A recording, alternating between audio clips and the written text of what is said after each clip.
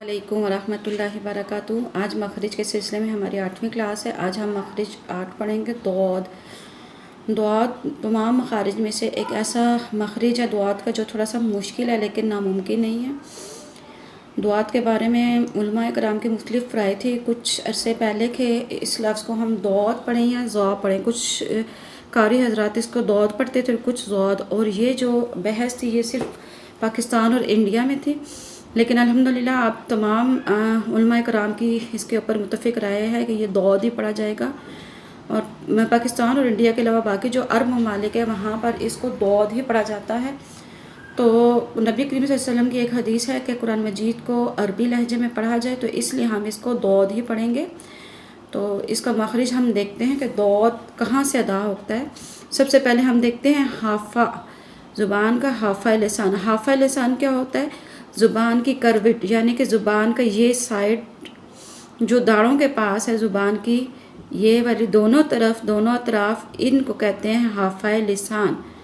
यहाँ से इस ज़ुबान का ये हिस्सा, ये किनारा हाफ़ा लिसान कहलाता है। तो अब ये बात आपको क्लियर होगी कि हाफ़ा लिसान किसे कहते हैं। अब दौद का मखरिज देखते हैं कि दौद का मखरिज क्या है।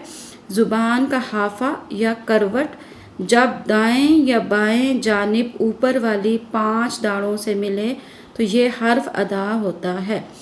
यानी कि जब ज़ुबान की जो है साइड या करवट, जिसको हाफ़ा कहते हैं, जब ऊपर वाली 5 दाढ़ों के साथ टकराए, चाहे दाएं तरफ से टकराए चाहे बाएं तरफ से टकराए, तो यहाँ से दौद अदा होता है।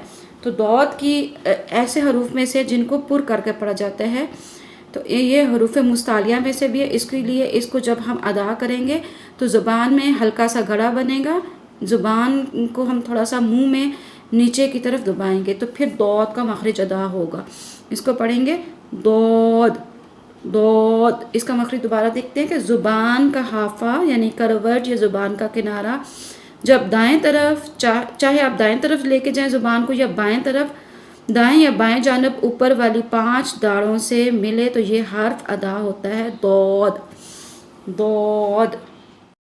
अब कुरान मजीद की सूरह फातिहा में देखें कि हम अक्सर इस सूरत को नमाज में भी पढ़ते हैं और वैसे भी इसको तिलावत की जाती है। तो इसमें देखें कि गैरिल मग़दूबी, अब यहाँ पे दौद है तो हम इसको दू पढ़ेंगे, जू नहीं पढ़ेंगे, क्योंकि वो उसकी मुमासलत ज़ाल से या ज़ौ से हो जाएगी। तो इसको मग़दू पढ़ेंगे। और जो कारी हज़रात या कोई भी इसको अगर ज़ौ पढ़ता है तो वो भी ठीक ही तसव्वुर किया जाएगा। तो इसको हम पढ़ेंगे गैरिल मग़दूबी अलैहिम वलद्दौलीन।